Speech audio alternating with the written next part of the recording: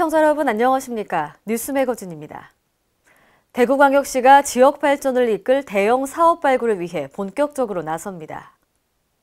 지난 14일 신규 사업 발굴 보고회를 열고 기관 간 협력과 네트워킹 강화를 통한 체계적 시스템 개발에 머리를 맞댑니다. 우선 금호워터폴리스 진입도로 건설과 상화로 입체화 사업 등 진행 중인 4개 예비 타당성 사업 통과에 주력하기로 했습니다. 또 4차 산업혁명과 일자리 창출 등 정부 정책 방향에 맞춘 사업도 추가 발굴하기로 했습니다. 전북 순창군이 젊은이들의 스포츠 열기로 뜨겁습니다. 전국 유소년 야구대회 및 전국대학 정구연맹전 등이 펼쳐질 예정인데요. 김경모 기자가 취재했습니다. 전북 순창군에서 스포츠 대회가 잇따라 열리며 지역 주민들은 모처럼 상권이 활력을 찾기를 기대하고 있습니다. 2018년 전국 유소년 야구대회가 오는 23일부터 닷새간 열립니다. 전국에서 98개 팀 2,000여 명이 참가할 예정입니다. 선수단뿐만 아니라 학부모 등 많은 사람들이 순창을 방문할 것으로 예상됩니다. 대회 시즌 되면 선수단을 많이 받아가지고 지금 방들이 없어요. 경기가 치러지는 섬진강 생활체육공원 등 4곳에는 천연 잔디가 깔려 있습니다. 순창군은 관내 시설을 최대한 활용해 지난 1, 2회 대회를 성공적으로 치렀다는 평가를 받았습니다.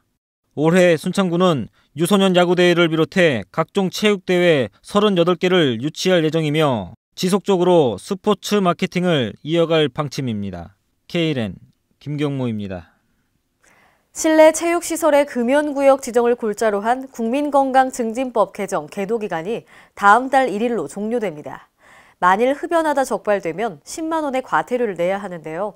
점점 흡연자들의 설 곳이 줄어들고 있습니다. 전예은 기자입니다. 음식점과 PC방에 이어 오는 3월 2일부터 당구장과 스크린 골프장 등 실내 체육시설에서 흡연하다 적발되면 10만 원의 과태료를 내야 합니다. 이번 국민건강증진법 개정으로 당구장과 스크린 골프장, 실내 수영장, 태권도장과 같은 체육도장업, 헬스장을 비롯한 체력 단련 장업 등의 실내 체육시설은 금연구역으로 지정된 상태입니다. 이에 따라 시설 관리자는 해당 시설 전체를 금연구역으로 운영하고 금연구역 안내 표지판 또는 스티커를 건물 출입구, 계단, 화장실 등 주요 위치에 의무 부착해야 합니다. 표시기준 미부착 시 업주는 시설기준 위반으로 1차 170만 원, 2차 330만 원, 3차 500만 원 이하의 과태료가 부과됩니다. 전국 지방자치단체들은 실내체육시설의 금연구역 지정을 골자로 한 국민건강증진법 개정에 대한 계도기간이 3월 1일자로 종료됨에 따라 집중 단속에 들어갈 계획입니다. 전북 전주시 보건소 관계자는 간접흡연 피해 없는 건강한 실내체육 문화가 정착될 수 있도록 흡연자 스스로가 실내체육시설에서는 담배를 피우지 않도록 주의해달라고 당부했습니다. KLN 전예은입니다. 경기도는 지난 19일 이천 대월면 송라리에서 카네이션 하우스 43호에 문을 열었습니다. 앞서 지난 13일에는 시흥 능곡동에서 독거노인 카네이션 하우스 42호를 개소했습니다. 2013년부터 문을 연 카네이션 하우스는 기존 마을회관이나 공공시설을 리모델링해서 만들어졌습니다. 이곳에서는 독거노인을 위한 친목 공간에서 여가나 건강, 소일거리 등 프로그램을 운영합니다. 또 다음 달에는 평택 신장동에 카네이션 하우스 44호가 설치됩니다. 가짜 금융회사 앱 설치 유도 등 전화금융 사기, 일명 보이스피싱 범죄가 기승을 부리고 있습니다. 최근 3년간 전북 지역에서 적발된 보이스피싱은 총 1,650건에 달해 매월 46건이 일어나고 있는 셈인데요. 장소라 기자입니다. 최근 들어 공공기관을 사칭한 보이스피싱 사기가 극성을 부리고 있어 주의가 요구됩니다. 몽골인 유학생 A씨는 공공기관을 사칭하고 가족 정보를 이용해 100만 원을 송금하라는 보이스피싱 문자가 계속 이어지면서 불안을 호소하고 있습니다. 베트남 유학생 B씨도 최근 가족 정보를 이용한 송금 요구에 100만 원의 피해를 입었습니다. 지난해 12월 전북 완산경찰서는 보이스피싱 전달책 박모 씨가 C씨를 상대로 2,322만 원을 받아낸 혐의로 구속했습니다. 최근 3년간 전북 지역에서 적발된 보이스피싱은 총 1,650건에 달해 매달 46건이 일어나고 있는 셈입니다. 피해 금액도 2015년 38억 2천만 원, 2016년 44억 1천만 원, 2017년 59억으로 매년 늘었습니다. 경찰 관계자는 보이스피싱은 경찰과 검찰 등 수사기관을 사칭하고 급박한 상황을 조성해 순간적으로 피해자 판단을 흐리게 만드는 수법을 쓴다고 말했습니다. 또 공공기관을 사칭해 현금 인출을 요구하는 전화는 반드시 보이스피싱으로 의심하고 경찰에 신고해야 한다고 밝혔습니다. KLN 장소라입니다. 인천광역시는 아이돌봄 사업과 관련해 지난 19일 2018년 제1기 아이돌봄이 신규자 양성교육을 실시했습니다. 아이돌봄 서비스는 맞벌이 부부 등의 가정에 찾아가는 맞춤 돌봄 서비스를 제공하는 것입니다. 서비스 이용 대상은 가정의 생후 3개월 이상 만 12세 이하의 아동에 시간 단위 돌봄을 제공하는 시간제와 영아 종일제로 구분해 운영됩니다. 올해 정부에서는 아이돌봄 지원 사업의 정부 지원 비율을 5% 상향 조정하고 시간제 돌봄의 연간 정부 지원 시간을 600시간으로 확대합니다. 정읍시는 올해 40억 원을 투입해 이반면 일대를 개발합니다. 대응권역 단위 종합개발 사업이 진행되고 있는데요. 도시민의 농촌 유입도 촉진하고 지역의 특색 있는 발전도 기대됩니다. 홍재희 기자입니다. 전북 정읍시가 주민들의 생활 수준 향상과 공동체 활성화를 위해 추진하는 대응권역 단위 종합개발 사업이 올해 말이면 마무리됩니다. 정읍시는 2015년 농림축산식품부 권역 단위 종합개발 공모사업에 선정됨에 따라 총 사업비 40억 원을 투입해 올해 말까지 이반면 일대를 개발합니다. 이 사업은 농산어촌 지역에 거주하는 지역민에게 최소한의 기초생활 수준을 보장하고 도시민의 농촌 유입을 촉진함으로써 지역의 특색이 있는 발전을 도모하기 위한 것입니다. 사업지구는 이반면, 접지리, 마성리 등 2개의 법정리와 6개의 행정리, 6개 자연마을 등이 해당됩니다.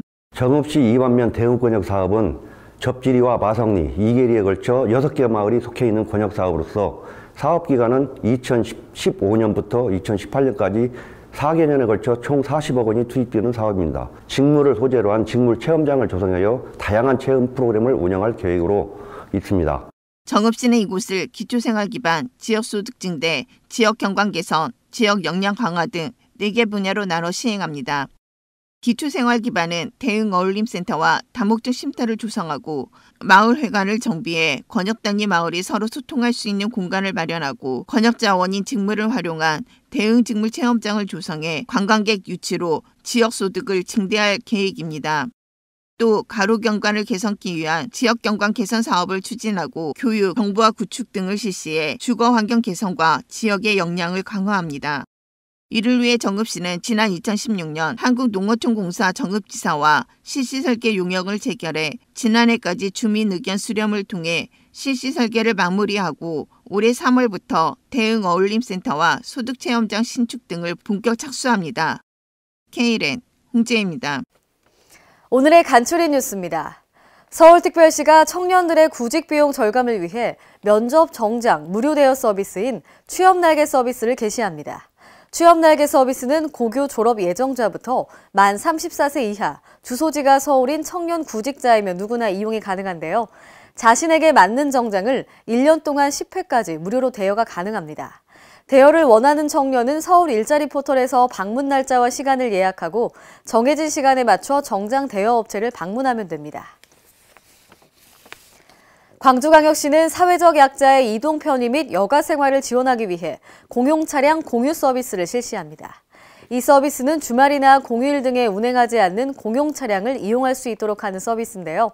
내달 3일부터 시가 보유하는 차량 가운데 승용차 14대 등 22대를 시민들에게 공용 차량으로 제공합니다. 신청을 원하는 시민은 이용일 10일 전부터 4일 전까지 광주시 홈페이지 또는 팩스로 신청하면 됩니다. 전북 정읍시와 정읍교육지원청이 예술로 정읍아이 키우기를 추진합니다. 이를 위해 사업비 4,900만 원을 들여 초등학교 1개소, 중학교 2개소를 선정해 1인 1학기 배우기 프로그램을 추진하는데요. 이번 사업은 자라나는 청소년들에게 음악을 통한 감성지수를 높여 타인과 원만한 관계를 유지할 수 있는 능력을 길러주고 정읍에 대한 자부심을 길러주기 위해 마련됐습니다.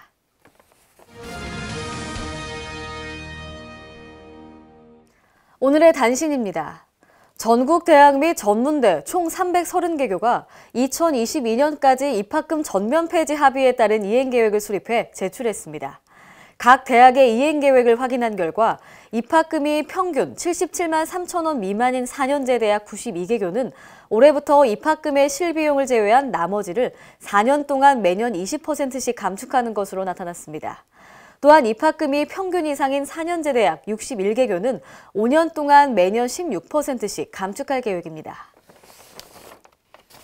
과학기술정보통신부는 과학기술 분야 연구실과 유전자 변형 생물체 연구시설에 대한 안전성 강화를 위해 2018년도 현장 검사를 확대 실시합니다. 관련 법에 따라 선정한 470개의 연구실 보유기관 및 161개 LMO 보유기관이 대상인데요. 분야별 전문가로 구성한 점검단을 통해 안전관리 개선 사항을 발굴해서 조치할 예정입니다. 이상으로 뉴스 매거진을 마칩니다. 시청해주신 여러분 고맙습니다.